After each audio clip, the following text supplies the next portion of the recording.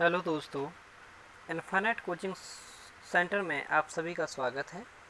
तो आज फिजिक्स का सबसे महत्वपूर्ण चैप्टर जहां से सबसे ज़्यादा क्वेश्चन पूछे जाते हैं वो है ऊष्मा। और ऊष्मा से संबंधित वेरी इंपॉर्टेंट क्वेश्चन आपके UPSI, RRB, NTPC, railway group B या रेलवे का कोई भी एग्ज़ाम और आपका दिल्ली पुलिस कांस्टेबल सभी में ये यूजेबल होगा। यहाँ से ज़्यादा बनने वाले क्वेश्चंस को हमने इसमें कवर किया है और आप देखते चलेंगे थ्योरेटिकल प्लस हमने क्वेश्चन आंसर भी बाद में रखे हुए हैं। ठीक है, तो यहाँ से देखेंगे, पूरी पीडीएफ को लगाते हैं। ठीक है, तो देखते हैं ऊष्मा। ऊष्मा क्या होता है? जब किसी वस्तु को हम ताप देते हैं, जब किसी वस्तु को हम गर्म करते हैं तो वो वस्तु क्या होना, हीट होना यानी गर्म होना प्रारंभ हो जाती है। तो फिर वो जितना ज़्यादा ऊष्मा का ग्रहण करेगी उतना ही वो क्या करेगी, ऊष्मा का उत्सर्जन भी करती है। तो इसी से संबंधित क्वेश्चंस हैं। पहला क्वेश्चन है पवन सदैव।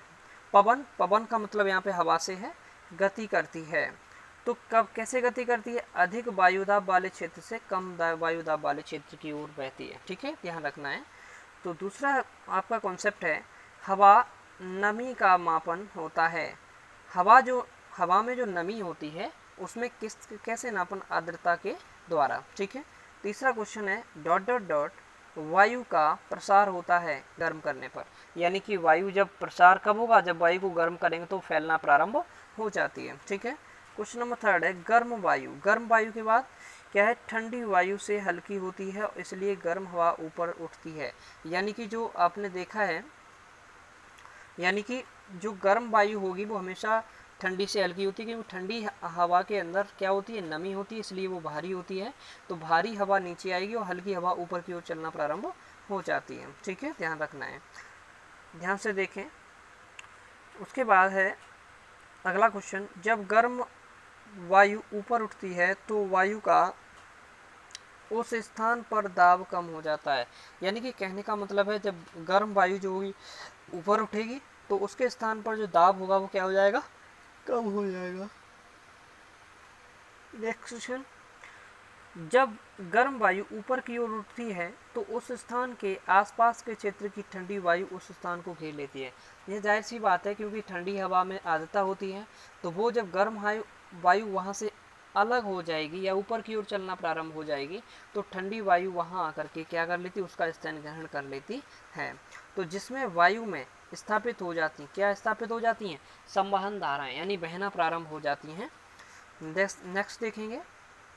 नेक्स्ट क्वेश्चन है खाना बनाते समय यदि बर्तन की तली बाहर से काली हो रही है तो इसका अर्थ है कि ईंधन पूरी तरह नहीं जल रहा है। यानी कि काली हो जाती है, कार्बन की मात्रा ज़्यादा बनती है, इसका मतलब यही होता है कि वो जो ईंधन है वो सही तरीके से नहीं जल पा रहा है। अगला क्वेश्चन है कि एक थर्मामीटर का उपयोग को नापने के लिए किया जाता है। तो थर्मामीटर का उपयोग आप जानते हैं किसको नापने के लिए यूज है? ताप को नापने के लिए यूज किया जाता है। ठीक है। नेक्स्ट क्वेश्चन है हमारा, विज्ञान में डैश को एक ही नाम तरल दिया गया है, गैसों और द्रव्यों दोनों को क्या नाम दिया गया है? तरल नाम दिया गया है। ध्यान रखना है इस पॉइंट को। अगला क्वेश्चन है एक भाप इंजन भाप की ऊष्मा ऊर्जा को में बदलता है। भाप इंजन काम क्या करता है कि जो भाप ऊष्मा होती है, भाप की ऊष्मा होती है, जो ऊर्जा होती है ऊष्मा के द्वारा उत्पन्न होती है, उसे यांत्रिक ऊर्जा में परिवर्तित करती है, तभी वो इंजन को से मिलती है। ठीक है। अगला है सामान्य रूप से प्रयुक्त होने वाला तापमापीय पदार्थ है पारा। ठीक है। नेक्स्ट क्वेश्चन है ऊष्मा का प्रभाव अंतर के परिणाम स्वरूप होता है। किसके? तापमान के परिणाम स्वरूप होता है। नेक्स्ट क्वेश्चन है किस तापमान में पर सेल्सियस तथा फ़ारेनहाइट स्केल का अंकीय मान समान होता है? तो कितना? -40 पर, यानी कि सेंटीग्रेड जो सेल्सियस पैमाना होता है और फ़ारेनहाइट पैमाना हमेशा इक्वल होते हैं। केल्विन मापने की इकाई क्या होती है? तापमान है। सोडा की बोतलें मोटे कांच की बनी होती हैं ताकि वे का सामना कर सकें गर्मियों के दबाव का। यानी कि ये होता है सोडा की बोतल फट जाती है अगर दाब बढ़ जाए अंदर, इसीलिए इनकी बोतलों को क्या कर दिया जाता है? काफ़ी मोटा बना दिया जाता है। नेक्स्ट क्वेश्चन देखेंगे, बर्फ का टुकड़ा एक गिलास पानी पर तैर रहा है, जब बर्फ पिघलता है तो पानी का स्तर क्या स्थिर है? कभी भी चेंजेशन नहीं आएगा उसके स्तर में, ये ध्यान रखना है। अगला क्वेश्चन है, 1 हॉर्स पावर क्या है 746 वाट के बराबर होता है। नेक्स्ट क्वेश्चन है, जब पानी को 0 डिग्री सेंटीग्रेड से गर्म किया जाता है तो इसका आयतन 4 डिग्री सेंटीग्रेड तब कम होता है फिर बढ़ जाता है। ठीक है, 4 डिग्री सेंटीग्रेड क्या होगा, कम होगा फिर बढ़ जाता है। ठीक है, ऐसे ही एक ब्लड होता है, ब्लड बैंक में जब ब्लड को रखा जाता है वो भी आपका 4 डिग्री सेंटीग्रेड पर ही रखा जाता है। और या झीलें देखी हैं आपने, तो झीलों में ऊपरी सतह जब जम जाती है तो नीचे जो मछलियाँ रहती हैं उनके लिए टेम्परेचर कितना रहता है, 4 डिग्री सेंटीग्रेड ही रहता है। ये भी क्वेश्चन पूछे गए क्वेश्चन है। अगला क्वेश्चन है, जब नमक को बर्फ के साथ ठीक से मिश्रित किया जाता है, किसको, नमक को बर्फ से, तो बर्फ का गलनांक क्या हो जाएगा, कम हो जाता है। ठीक है, उसकी यानी कि सीधी सी बात है, किसी शुद्ध पदार्थ में अगर कोई अशुद्धि मिलाओगे तो उसका गलनांक ऑटोमेटिकली कम हो जाता है। अगला क्वेश्चन है, तापमान का एसआई मात्रक क्या होता है भाई, केल्विन होता है। क्या होता है, केल्विन। और इसको किससे दर्शाते हैं, के से दर्शाते हैं। ठीक है, ध्यान रखना है। अगला है, एक ऊष्मा शोषी प्रतिक्रिया क्या होती है, प्रतिक्रिया जिसमें ऊष्मा अवशोषित की जाती है। क्या की जाती है, एक ऊष्मा शोषी होता है जिसमें ऊष्मा को अवशोषित किया जाता है, और एक आपका ऊष्मा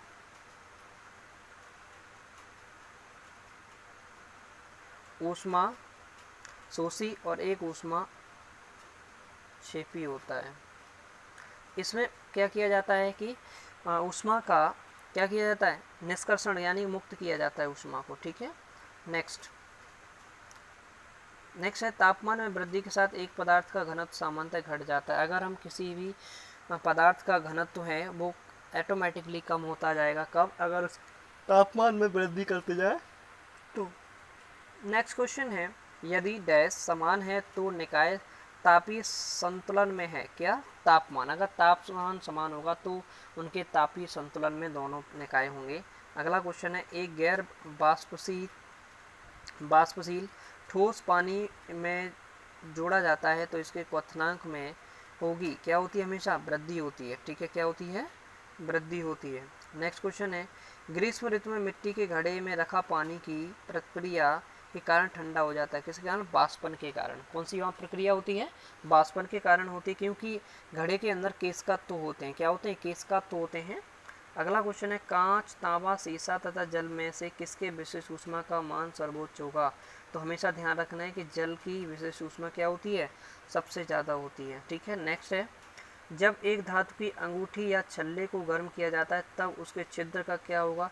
हमेशा ध्यान रखना, कोई भी धातु है, लोहा है, आपका तांबा है, तो इनको जब हम गर्म करेंगे, धातु की कोई भी धातु की बनी हुई है तो वो पिघलना स्टार्ट हो जाती है। ठीक है, तो उसके हमेशा आकार में क्या होती है, वृद्धि हो जाती है। नेक्स्ट क्वेश्चन है, के अनुसार निकाय की आंतरिक ऊर्जा में हुई वृद्धि निकाय को आपूर्ति की गई ऊष्मा और प्रणाली द्वारा किए गए कार्य के योग के बराबर होती है। ये किसने किया था, ऊष्मागतिकी के प्रथम नियम के अनुसार कहा था। ठीक है, अगला क्वेश्चन है, भौतिक मात्रा ऊष्मा क्षमता की इकाई जूल प्रति केल्विन है। क्या है, ऊष्मा क्षमता की इकाई क्या है, जूल प्रति केल्विन है। नेक्स्ट क्वेश्चन है, पानी का घनत्व पर सर्वाधिक होता है, तो वही है 4 डिग्री सेंटीग्रेड पर इसका सर्वाधिक होता है। नेक्स्ट क्वेश्चन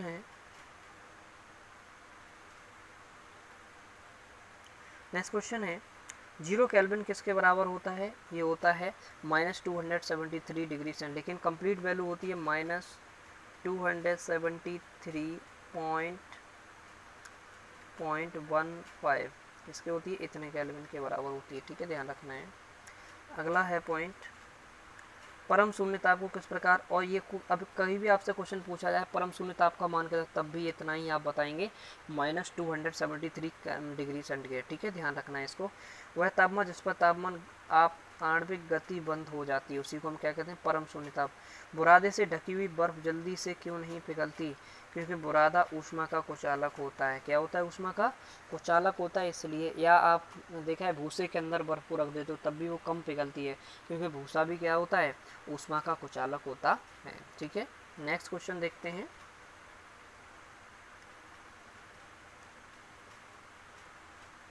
नेक्स्ट क्वेश्चन है,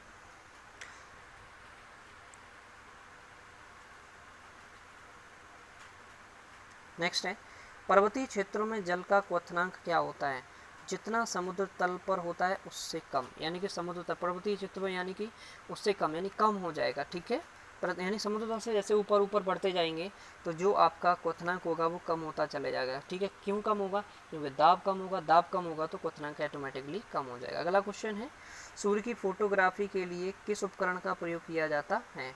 तो किसका उपकरण किया जाता है आपका?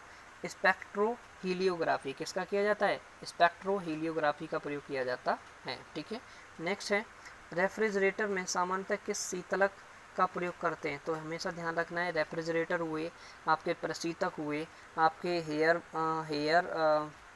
हेयर आपका प्रेशर हुआ, और आपके एयर कंडीशनर हुए, उसमें हमेशा फ्रेओन का प्रयोग किया जाता है। ठीक है, नेक्स्ट है, दूर से चमकते पिंड के तापमान को किस यंत्र से निर्धारित करते हैं? तो किसके द्वारा? पायरोमीटर से। किससे?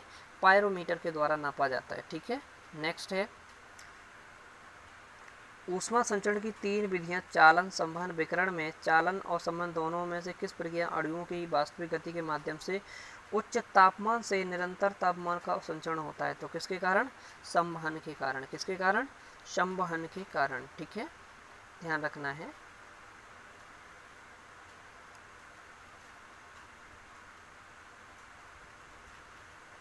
नेक्स्ट है ऊर्जा सूर्य से पृथ्वी की ओर किस प्रकार यात्रा करती है? किसके कारण? विकिरण के रूप में चलती है। ये ध्यान रखना, जो सूर्य की प्रकाश किरणें होती हैं वो विकिरण के रूप में रास्ता तय करती हैं। अगला क्वेश्चन है, कमरे के ताप पर कौन सी धातु तरल अवस्था में बनी रहती है? तो कौन सी रहती है? पारद। कौन सी रहती है? पारद रहती है। अगला क्वेश्चन है, तरल पदार्थ के क्वथनांक पर तापमान नियत रहता है? तरल पदार्थ के क्वथनांक पर क्या रहता है? तापमान नियत। अगला क्वेश्चन है, सूर्यास्त के बाद भी पृथ्वी की सतह से निकट वायु किस कारण ऊष्मा प्राप्त करती रहती है? स्थलीय विकिरण के कारण। ठीक है, किसके कारण? स्थलीय विकिरण के कारण। जब बर्फ बनती है तो जल की एंट्रोपी क्या हो जाती है? घट जाती है। क्या हो जाती है? घट जाती है। ठीक है, अब यहाँ से क्वेश्चन स्टार्ट होते हैं आपके। अब यहाँ तक ये थ्योरेटिकल था। अब क्वेश्चन स्टार्ट होंगे ऑफलाइन परीक्षा 2006 से 2015 तक के, ऑनलाइन परीक्षा 2017 से 18 तक के। तो पहला है, तापगतिकी का प्रथम नियम सामान्यतः किससे संबंध रखता है? यानी कि तापगतिकी, या आप कह सकते हैं ऊष्मागतिकी का प्रथम नियम तो हमेशा ऊर्जा संरक्षण के नियम की पुष्टि करता है। ठीक है, नेक्स्ट ये ध्यान रखना है, इसके बारे में पढ़ लेते हैं हम। क्या है? तापगतिकी का या ऊष्मागतिकी का प्रथम नियम सामान्यतः ऊर्जा संरक्षण के नियम से संबंध है, क्योंकि इस नियम के अनुसार ऊर्जा को न तो उत्पन्न किया जा सकता है और न ही नष्ट किया जा सकता है। सिर्फ एक रूप से दूसरे रूप में हम क्या कर सकते हैं? इसको परिवर्तित कर सकते हैं। ये ऊष्मागतिकी के प्रथम नियम के अनुसार होता है। तो इसका सूत्र क्या होता है आपका? Delta E is equal to delta Q plus delta W. तो डेल्टा क्यू क्या है? निकाय द्वारा अवशोषित ऊष्मा है। डेल्टा डब्ल्यू क्या है? निकाय द्वारा किया गया कार्य है। डेल्टा ई क्या है? निकाय की आंतरिक ऊर्जा में परिवर्तन। क्या है? आंतरिक ऊर्जा में परिवर्तन। तो आशा करते हैं आपको ये समझ में आ रहा होगा। तो देखते हैं नेक्स्ट क्वेश्चन है, क्वेश्चन नंबर सेकंड है, एक ऊष्माक्षेपी प्रतिक्रिया क्या होती है? ऊष्माक्षेपी में क्या होता है? अभी हमने बताया था ऊपर कि ऊष्माक्षेपी में हमेशा ऊष्मा का क्या होता है? मुक्त होती है ऊष्मा, और ऊष्माशोषी में ऊष्मा हमेशा क्या अवशोषित की जाती है। तो ध्यान रखेंगे। तो इसका ऑप्शन कौन सा सही हो जाएगा? ए, प्रतिक्रिया जिसमें ऊष्मा विमोचन का मतलब ही होता है बाहर निकलना। ठीक है, तो यही हो जाएगा, इसका ऑप्शन नंबर ए सही हो जाएगा। अब इसका हम एक्सप्लेनेशन देख लेते हैं। ऊष्माक्षेपी अभिक्रिया ऊष्मा निकलती है जिससे अभिकर्मक विलयन गर्म हो जाते हैं। सोडियम हाइड्रोक्साइड कास्टिक सोडा जल में डालने पर ऊष्मा निकलती है। ठीक है, ध्यान रखना है। नेक्स्ट क्वेश्चन है, काले वस्त्रों के मुकाबले श्वेत वस्त्र शीतल क्यों होते हैं? क्योंकि भाई काले वस्त्र क्या करते हैं? ऊष्मा का अवशोषण अधिक करते हैं, इसलिए ज़्यादा गर्म हो जाते हैं। जो वाइट कलर के जो कपड़े होते हैं वो ऊष्मा का क्या कर देते हैं? परावर्तन कर देते हैं, जिससे कि वो शीतल लगते हैं। ठीक है, इसका ऑप्शन इसमें देख लीजिए। अपने पास, पहला ऑप्शन है, अपने पास पहुंचने वाले सभी प्रकाश को अवशोषित कर लेता है। नहीं, अगर अवशोषित कर लेगा तो कभी भी ये क्या नहीं होगा? शीतल नहीं हो सकता, और ज़्यादा गर्म हो जाएगा। क्योंकि इसी वजह से क्वेश्चन पूछा जाता है कि सर्दियों में हम कपड़े रंग बिरंगे क्यों पहनते हैं और गर्मियों में कपड़े हम वाइट क्यों पहनते हैं? तो वाइट पहनने का कारण वो गर्मियों में होता है क्योंकि प्रकाश को परावर्तन कर देते हैं सफ़ेद कपड़े, और गर्मियों में हमें अधिक से अधिक ऊष्मा अवशोषण की आवश्यकता पड़ती है, इसलिए हम सर्दियों के अंदर हम रंग बिरंगे कपड़ों का यूज़ करते हैं। सेकेंड ऑप्शन देखते हैं, जिसके पास जो भी प्रकाश पहुंचा उसे परावर्तित कर देते हैं, यानी कि ये वाला ऑप्शन हमारा क्या है, सही है। ठीक है, तो आगे वाले ऑप्शन देखने की कोई आवश्यकता नहीं है। एक्सप्लेनेशन देख ले।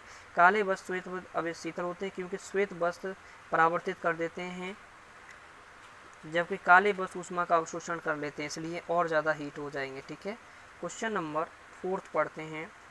निम्नलिखित में से कौन सा एक बुरा ऊष्मा परिचालक है? बुरा ऊष्मा परिचालक एल्युमिनियम, तांबा, शीशा, चांदी। तो इसमें से ऑप्शन आपका क्या होगा, शीशा होगा, क्योंकि ये बिल्कुल भी बुरा का मतलब बहुत ही बुरा होगा, इसमें ऊष्मा का अवशोषण बहुत कम होगा। तो ये तो तीनों अच्छे कंडक्टर हैं। ठीक है, तो ध्यान रखना है। अगला क्वेश्चन है,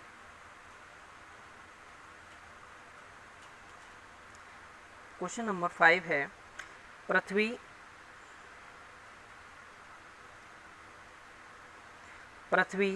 निम्नलिखित में से क्या है? पृथ्वी क्या है?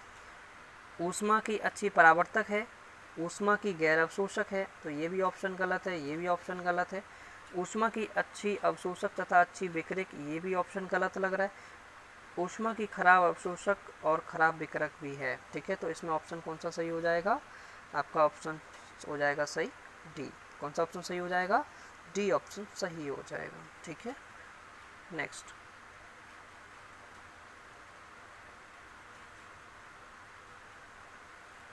क्वेश्चन है, क्वेश्चन नंबर 6 है, कृष्ण का विकिरण उच्चतम अवस्था तक पहुंचने पर तरंग दैर्घ्य कैसा होता है? तापमान बढ़ने पर बढ़ जाता है? बिल्कुल नहीं, घट जाता है।